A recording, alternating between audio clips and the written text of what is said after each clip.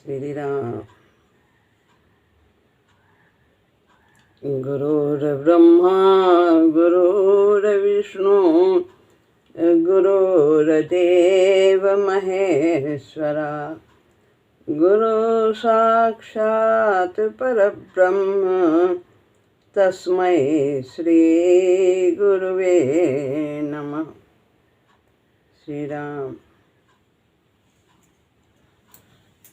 श्रीमद् भगवद गीता अध्याय 5 श्लोक है 19वां।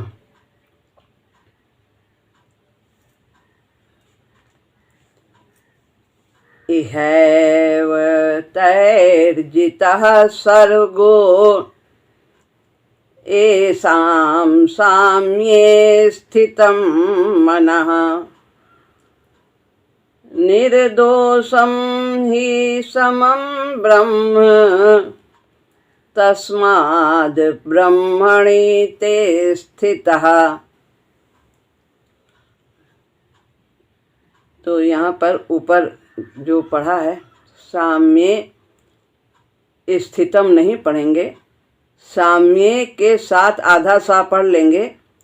साम्ये स्थितम मना, ऐसे ही नीचे ब्रह्मणे ते स्थितः ऐसा पढ़ेंगे। ते स्थिता नहीं पढ़ेंगे, ते स्थितः, ते के साथ आधा सा ते स्थितः, ऐसे साम्ये स्थितम मना।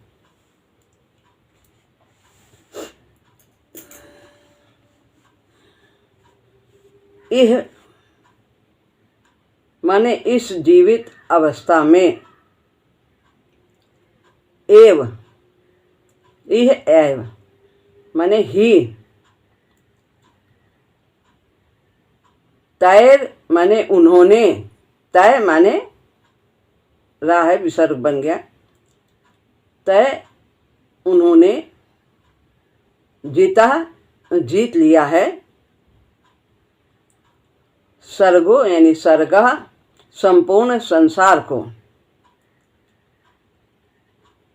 येषां माने जिनका, साम्ये समता में, स्थितम स्थित है, मन मना माने मन, अंतःकरण मना का यहाँ तात्पर्य मन बुद्धि इंद्रियां आदि सब। निर्दोषम यानी निर्दोष, विकारों से रहित। ही मन क्योंकि, समम सम है, ब्रह्म यानी परमात्मा, तस्मात् दा का ता हो जाता है, जब संधि होती है तो दा बन जाता है। तो यहाँ तस्मात् इसलिए, ब्रह्मणि ब्रह्म में, स्थिता स्थित है, ते माने वे। अर्थ पढ़ते हैं इसका। जिनका अंतःकरण समता में स्थित है, उन्होंने इस जीवित अवस्था में ही संपूर्ण संसार को जीत लिया है, अर्थात वे जीवन मुक्त हो गए हैं। क्योंकि ब्रह्म निर्दोष है, विकारों से रहित है, सम है, इसलिए वे भी ब्रह्म में ही स्थित हैं। जिन्होंने परमात्मा की प्राप्ति कर ली है, उनमें कोई विकार नहीं रहता है, राग द्वेष काम क्रोध आदि। तो समता की स्थिति स्वाभाविक ही आ जाती है, जिसकी ब्रह्म में स्थित है। जिन्होंने पूर्णत्व को जीते जी प्राप्त कर लिया है, जिनके अंतःकरण में विकार नहीं है। बाहर से देखने पर महापुरुष साधारण पुरुष की ही तरह उसका उठना बैठना खाना पीना सब कुछ एक सा दिखता है, पर महापुरुषों के अंतःकरण में निरंतर समता बनी रहती है। कोई भी परिस्थिति आ जाए, परिस्थितियों का तो उतार चढ़ाव बना ही रहता है जो इस संसार में आया है, लेकिन वो हर परिस्थिति में अनुकूलता हो या प्रतिकूलता हो वे सम ही रहते हैं, क्योंकि उनकी स्थिति सदैव ब्रह्म में ही रहती है, ब्रह्म से ही युक्त रहते हैं। तो इसलिए ऐसे महापुरुषों के यहाँ पर भगवान ने चर्चा की है, उनकी महिमा का वर्णन करते हैं कि समता से क्या होता है, जिन्होंने समता को प्राप्त किया।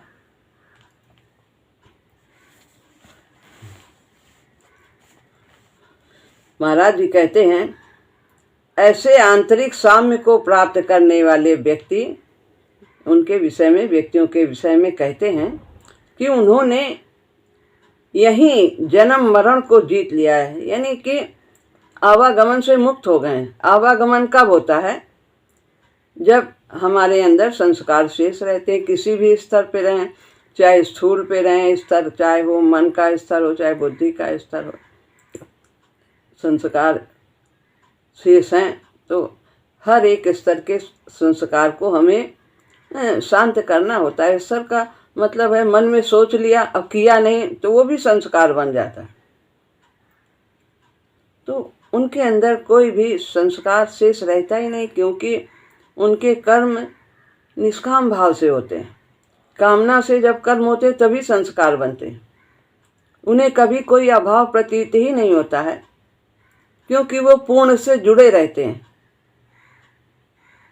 अगर हम संसार से जुड़ेंगे, संसार को महत्ता देंगे, संसार को ही सब कुछ समझेंगे, अपने शरीर को भी संसार का जो अंश है उसे भी हम अपना ही स्वरूप समझेंगे, तो फिर हम उसके लिए कामना करेंगे, संसार के पदार्थों की कामना करेंगे, और इस तरह आवागमन का चक्कर चलता रहता है। लेकिन यदि कामना नहीं है तो कितनी भी बार आए जाएं, प्रभु के द्वारा भेजे जाएं, तो फिर वो आवागमन नहीं कहलाता है, क्योंकि संस्कार ही नहीं बनता। यहीं पर जीते जी ही, इस देह में रहते हुए ही, इसी लोक में, भूलोक में निवास करते करते वे जीवन मुक्त हैं। पराधीन कब होते हैं? जब हम कामना के वशीभूत होते हैं, राग द्वेष के वशीभूत होते हैं, तभी हम सुखी दुखी होते रहते हैं। ये मिला, ये नहीं मिला, ये पाना है, चिंता इसी में लगी रहती, इसको कैसे संभालना है।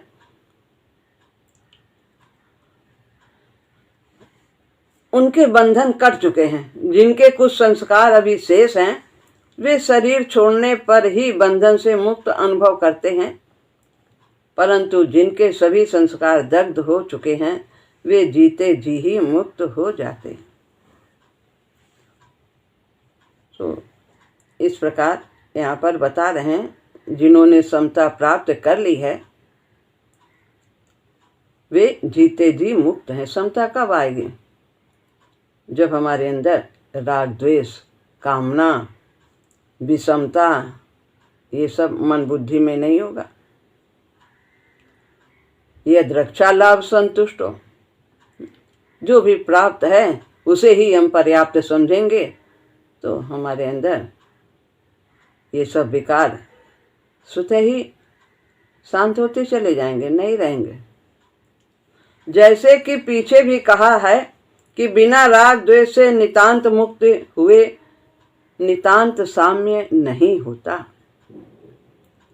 जब तक राग द्वेष है, राग द्वेष हम अनुकूलता से राग करते हैं, प्रतिकूलता से द्वेष करते हैं। कोई भी घटना हो, परिस्थिति हो, प्राणी हो, पदार्थ हो, तो जो हमारे अनुकूल है उसको हम चाहेंगे, राग रहेगा, ये मिले, ये बना रहे, और जो हम नहीं चाहते इसके विपरीत, उसके प्रति हमें द्वेष रहेगा, ये आए ना, कभी ना हो, आया है तो जल्दी जाए। यही राग द्वेष है। तो जब तक ये है तब तक साम्य की स्थिति नहीं आ सकते। तो ये कैसे दूर होगा? ये जो सम है उसी से युक्त रहेंगे तभी ये विकार हमारे दूर होंगे, तभी हमारी स्थिति उसमें रहेगी।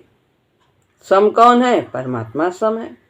अनेक उदाहरण है, जब उन्होंने अवतार लिया तो हम उदाहरण देख सकते हैं। वैसे तो वो ब्रह्म है, सर्वत्र विद्यमान है, लेकिन अवतार के द्वारा हम प्रेरणा लेते हैं। राम भगवान का देखिए, राज्य मिलने की बात हुई तो कोई हर्ष नहीं हुआ, और फिर तत्काल उन्हें बन जाने के लिए कह दिया तो उन्हें कोई शोक नहीं हुआ। तो ये सम ब्रह्म सम है। तो जो ब्रह्म से युक्त रहता है उससे भी समता प्राप्त होती चली जाती है, और वो जीते जी मुक्त हो जाता है।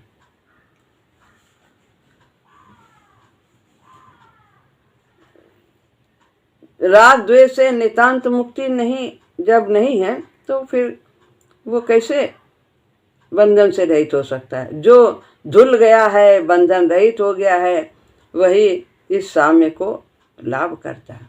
तो ये कौन धोता है? अवतरित होती हुई महाशक्ति हमारे अंदर के सभी चेतन मन के संस्कार जो गहराई में हैं, उनको वो अपने विमल प्रवाह से खोद डालते। अपने अवतरण, जब उसका अवतरण होता है तो खोद देती है, और फिर अपने विमल प्रवाह से उसे धो डालती है, निर्मल कर देती है सारे विकारों को।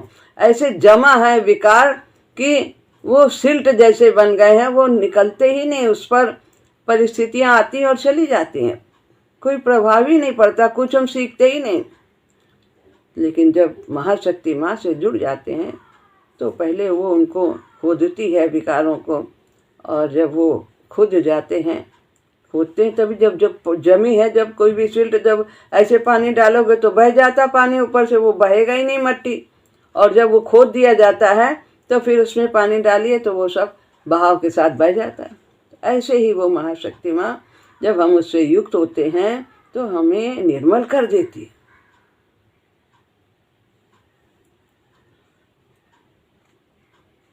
वही इस साम्य को लाभ करता है। यह वही साम्य है जिसका रूप है वासुदेव सर्वमिति। साम्य कौन है? परमात्मा। वो फिर उसके अंदर ऐसा भाव होता है वासुदेव सर्वमिति, सभी जगह परमात्मा है, सब में वही बसा है। उसके लिए ही तो कहा है अनेक जन्मों की साधना के उपरांत मुझे पाता है। तो साधना करना पड़ता है, पुरुषार्थ करना पड़ता है, पुरुष के लिए प्रयत्न करना पड़ता है। पुरुषार्थ का मतलब पुरुष के लिए कार्य हो।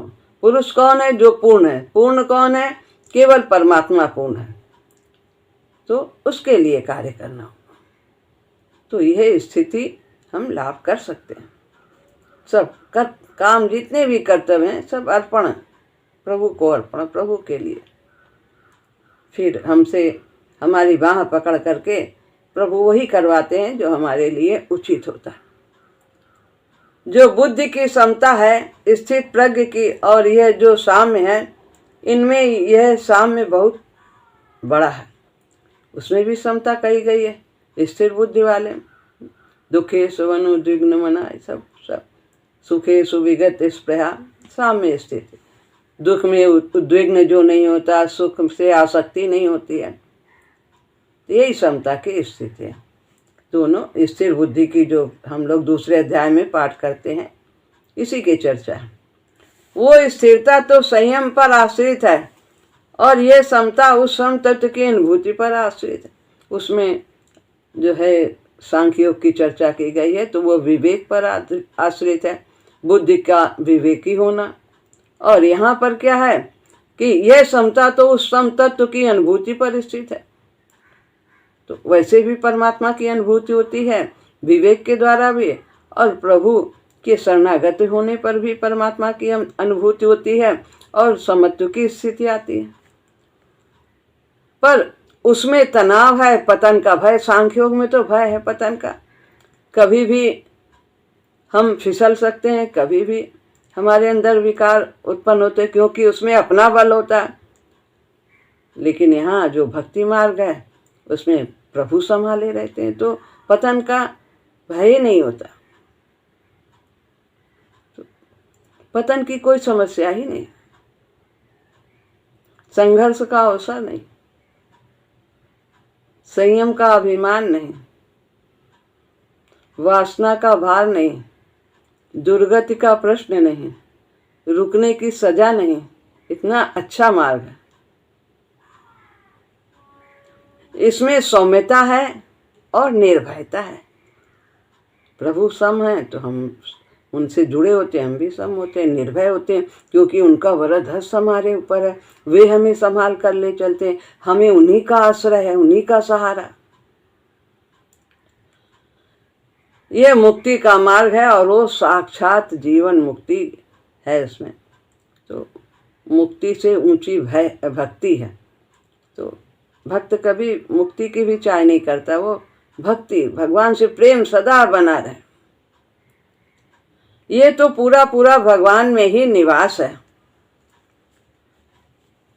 ब्रह्म निर्दोष है और सम है, ब्रह्म है, परम तत्व है, वही जो पुरुषोत्तम है, वो दोष रहित है, जैसे कि अभी सब चर्चा हुई है। विकार रहित है, राग द्वेष काम क्रोध लोभ मोह और अहम आदि सब दोष से रहित है। इन्हीं के कारण विषमता होती। जब ये होते हैं तब व्यक्ति में व्यवहार में विषमता होती है। ये मेरा है, ये तेरा है, तो इसके साथ कैसा व्यवहार है, ये कैसा है, ये छोटा है, बड़ा है, ऊंच है, नीच है। राग द्वेष के कारण काम क्रोध लोभ मोह, इसने ऐसा व्यवहार किया, उसने अच्छा किया, इसने करा, तो व्यवहार में विषमता आ जाती है। और जब ये विकार नहीं तो सब जगह वही परमात्मा ही दिखता है।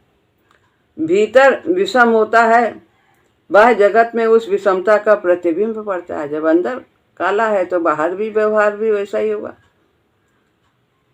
कोई प्रिय और कोई अप्रिय हो जाता है, कोई ऊंचा कोई नीचा, लेकिन भगवान सबसे प्रेम करते हैं, सभी को विकास के लिए आगे बढ़ाते चले जा रहे हैं। उनका जो कोई भजन भी करे, चाहे कोई उन्हें अपशब्द बोले, कुछ भी, कितने लोग बोलते रहते हैं, उनके मन का नहीं होता, तो लेकिन वो सबसे प्रेम करते। विषमता हो तो भगवान भगवान नहीं रहेगा। भगवान जब फिर कैसे वो भगवान कैसे कहे जा सकते हैं यदि वो सबके साथ समान व्यवहार नहीं करते। भगवान ने इसीलिए कहा समोहम सर्वभूतेषु, मैं सभी में समान रूप से व्याप्त हूँ, कम ज्यादा नहीं हूँ। चींटी में भी उतना ही पूरी तरह से हूँ, हाथी में भी उतना ही, संत में भी असंत में भी। पर जो मुझसे प्रेम करता है, प्रेम कैसे, निष्काम भाव से, मैं उसके लिए प्रत्यक्ष हो जाता हूँ। क्योंकि प्रभु सम है, जो समत्व की चेतना को लाभ किए है वो उस सम में स्थित है, उसी परमात्मा में स्थित है। सम का कहा कि यदि भगवान का नाम सम रख दिया जाए तो कहना गलत नहीं होगा, ये उचित होगा। भगवान के नाम गुण के अनुसार है, उनके जो जो उन्होंने कार्य किए हैं गुणों के अनुसार उनको संबोधन भी ऐसा ही किया जाता है। दीन दयाल हैं, करुणा निधि हैं, प्रभु हैं, सब पर प्रभुत्व है, विभु हैं, सब में व्याप्त हैं, ऐसे उनके नाम। ऐसे ही सम है, वो सम है। वे तो उसी में रहते हैं, वे तो जीवन मुक्त हैं ही, उन्हें बंधन कैसा। भगवान में रहकर बंधन की संभावना ही नहीं होता। जो प्रभु में निवास करता है, जो हर समय जुड़ा रहेगा, वो उस स्थिति को लाभ अवश्य करेगा। हमारे यहाँ इतना सरल साधन है कि राम नाम से हम सदैव प्रभु से युक्त रह सकते हैं। गुरुदेव ने कितना सुगम साधन दिया। अब है 20वां श्लोक। न प्रहस्येत प्रियं प्राप्य, नो द्विजेत प्राप्य चाप्रियं, स्थिर बुद्धिर सम्मूढ़ो ब्रह्मविद ब्रह्मणि स्थितः। ब्रह्मणि स्थितः। अब इसमें बताते हैं, ना माने नहीं, संत का परिचय भगवान दे रहे हैं। ना माने नहीं, प्रहस्येत यानी हर्षित होना, ना प्रहस्येत हर्षित नहीं होता। प्राप्त होकर, किसको? प्रियम माने प्रिय को, जो प्रिय को प्राप्त होकर हर्षित नहीं होता।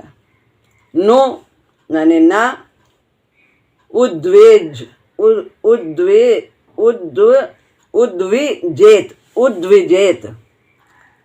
नो उद्विजेत, ना नो का हो गया ना, और इसमें ऊ निकाला गया है, संधि है। उद्विजेत यानी उद्विग्न भी नहीं होता। किसको? अप्रिय को प्राप्त होकर के।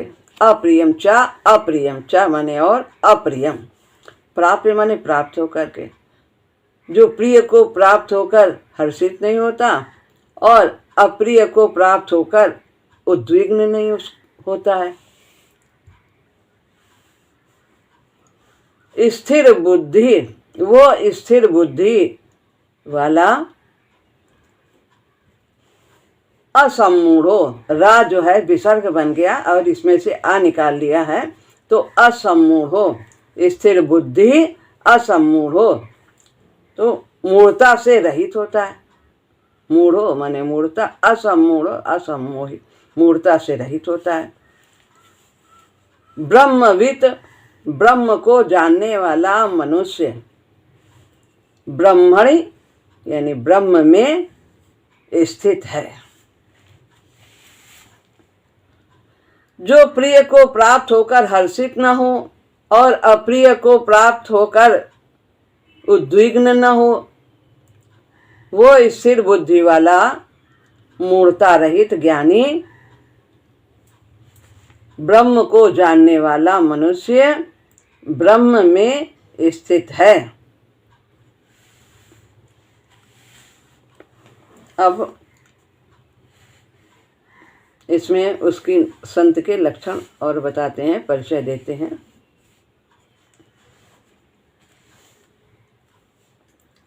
प्रिय को प्राप्त होकर के, प्रिय क्या लगता है? अनुकूलता प्रिय लगती है कि शरीर, इंद्रिय, मन, बुद्धि, शास्त्र आदि के अनुकूल प्राणी, पदार्थ, घटना, परिस्थिति आदि की प्राप्ति होना प्रिय है। सब कुछ अनुकूल हो, हमारे मन का सब हो, तो ये प्रिय लगता है। और इसके विपरीत होता है, वो अप्रिय लगता है। प्रिय और अप्रिय को प्राप्त होने पर भी साधक के अंतःकरण में हर्ष और शोक नहीं होने चाहिए। यहाँ प्रिय और अप्रिय की प्राप्ति का अर्थ ये नहीं है कि साधक के हृदय में अनुकूलता या प्रतिकूल प्राणी के प्रति राग या द्वेष है। प्रत्युत यहाँ उन प्राणी पदार्थों की प्राप्ति के ज्ञान को ही प्रिय और अप्रिय की प्राप्ति कहा गया है। तो यहाँ पर बताया है कि प्रिय या अप्रिय की प्राप्ति अथवा अप्राप्ति का ज्ञान होने में कोई दोष नहीं है। ज्ञान तो होना ही चाहिए, जड़ नहीं होना चाहिए कि हमें पता ही नहीं, स्थिति का खाल इतनी मोटी हो गई, पता ही नहीं लग रहा कि ठंड है कि गर्मी है, क्या है। नहीं, हमारा अंतःकरण उनसे प्रभावित ना हो। परिस्थिति आए लेकिन हम उनसे प्रभावित ना हो, मन प्रभावित ना हो, बुद्धि, इंद्रियां, ये सब, यानी कि हम उनसे सुखी दुखी ना हो। अच्छा हो गया मन का तो बड़े प्रसन्न हो रहे हैं, नहीं मन का हुआ तो दुखी हो, उदास हो गए, तो ये प्रभावित होना। समता की स्थिति जो पीछे बताई गई अभी। ब्रह्मवित् यानी ब्रह्म को जानने वाला, जिसने साधन करते हुए परमात्मा को जान लिया है, जिसे बौद्धिक बोध है श्रवण तथा मनन से। सत्संग सुना है, मनन किया है, सत्संग सुने कन भर और गुने मन भर, और करें टन भर। जिसमें प्रभु चरणों की प्रीति जगी है, विश्वास और श्रद्धा भी है, वह ब्रह्मविद है, यानी ब्रह्म को जानने वाला है। ऐसा करते करते वो जान जाता है। भगवान ने बताया भी है कि मेरे मार्ग पर चलने वाले अनेक प्राणी हैं, 4 प्रकार से मुझे भजते हैं।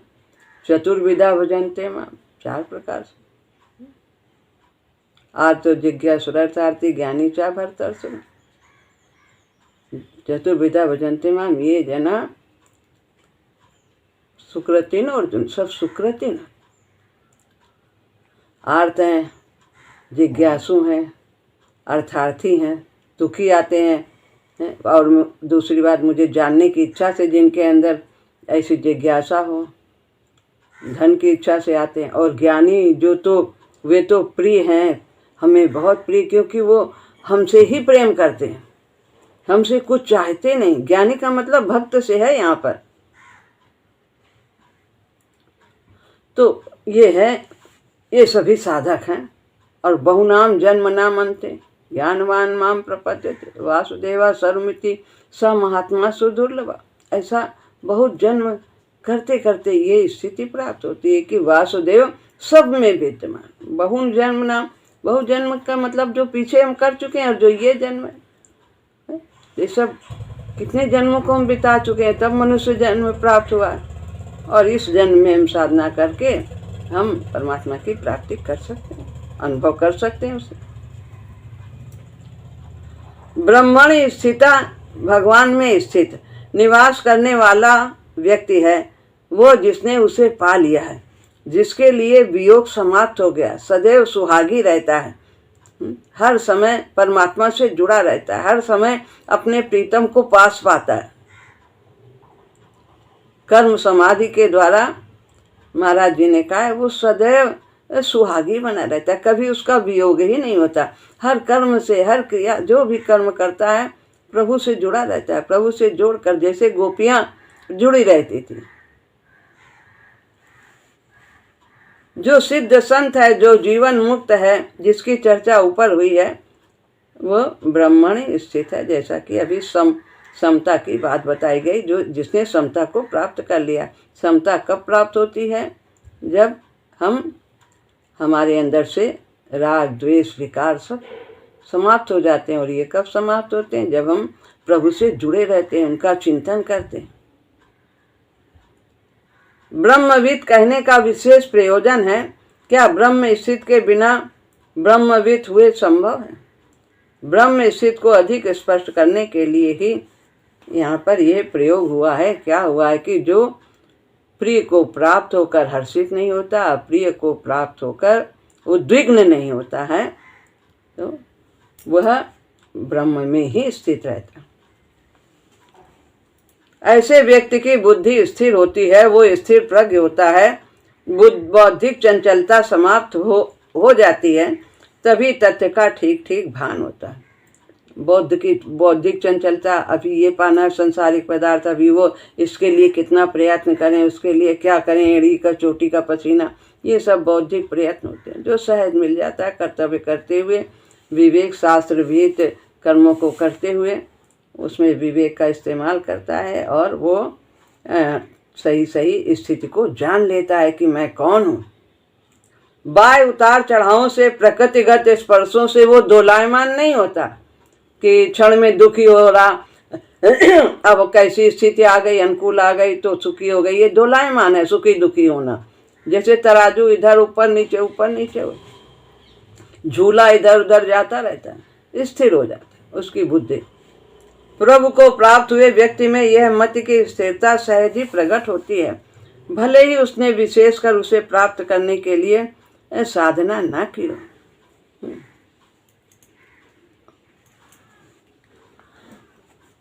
सहज प्रकट, भले ही उसने विशेष कर उसे प्राप्त करने के लिए साधना न की। हमारी साधना में कौन सा विशेष है? कुछ भी नहीं। ज्ञान मार्ग में कितना कठिन है, लेकिन हम लोग हंसते गाते प्रेम लुटाते, झोली मेरी भर दी राम। घर गृहस्थी में रहते हुए सब कुछ साधारण रूप से सब कुछ सहज स्वीकार करते हुए जो प्रभु ने दिया है, प्रभु को अर्पित करते हुए स्वीकार करते हैं। साधना और स्वास्थ्य की दृष्टि से वो व्यक्ति असम्मूढ़ होता है, भ्रांति से नितांत रहित होता है, मोह का अज्ञान का उसे स्पर्श भी नहीं होता। वह भगवान में निवास और अज्ञान साथ साथ दो रह नहीं सकते। तो जो प्रभु से युक्त है वो अज्ञानता क्या है? शरीर को अपना समझना अज्ञानता है, और अपने को आत्मा समझना, परमात्मा का तत्व समझना, यही ज्ञान है।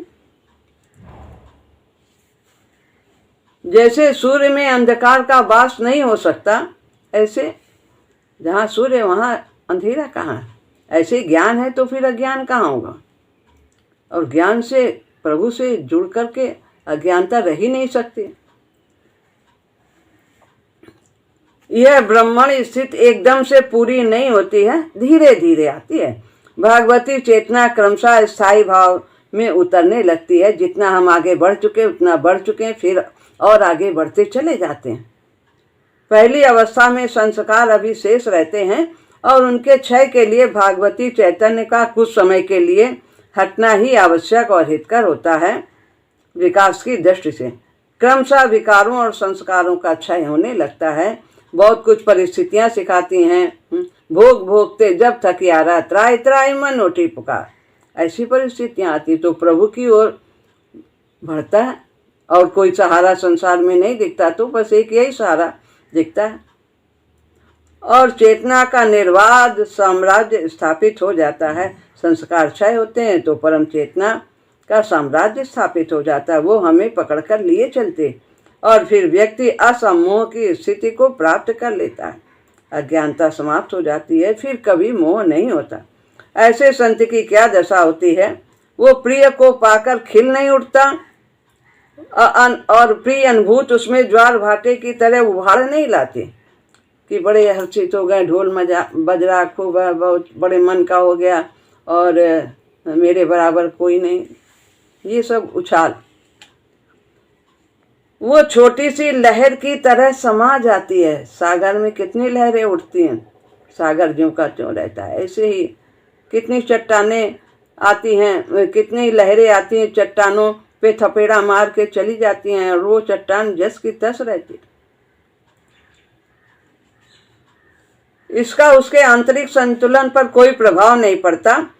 अप्रिय अनुभूति से वो घबराता नहीं, चिंतित अथवा क्षुब्ध नहीं होता। वो भी आती है, प्रिय भी आती है, वियोग भी होता है, बीमारी भी होती है, हानि भी होती है, और कोई हड़बड़ाहट नहीं होती, और बिना चेष्टा के ही अपना सहज स्वामी बना रहता है। वो पराधीन नहीं होता, इंद्रियों के गुलाम नहीं होता, मन के गुलाम नहीं होता कि वो उसे बहा ले जाए। सहज स्वामी बना रहे। लौकिक दृष्टि से जो महत्व का है वो उसकी दृष्टि में वैसा नहीं। सांसारिक लोग तो सब ये सांसारिक पदार्थों को ही महत्व देते हैं और दुखी सुखी होते हैं, लेकिन उनके लिए उनका महत्व नहीं। उनके लिए तो बस परमात्मा ही सब कुछ है, और उनके जीवन के उद्देश्य का ही उनके जीवन में महत्व है। वो तो काल के अनंत पटल पर उस कारीगर को अपनी तस्वीर खींचता हुआ, रंग लगाता हुआ, मिटाता हुआ, बनाता हुआ, ये हो रहा, वही कारीगर, वही परमेश्वर सब कुछ अपना खेल तमाशा कर रहा है, ड्रामा कर रहा है। उसको इसमें आनंद आता है, बस यही वो देखता है कि ये उसी की लीला है।